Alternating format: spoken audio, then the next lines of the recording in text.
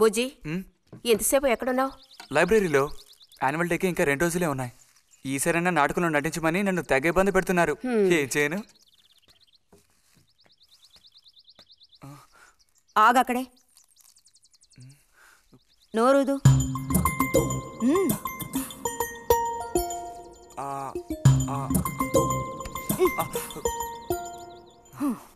అప్పుడైతే గోవింద చెప్పింది నిజమే అక్కయ్య.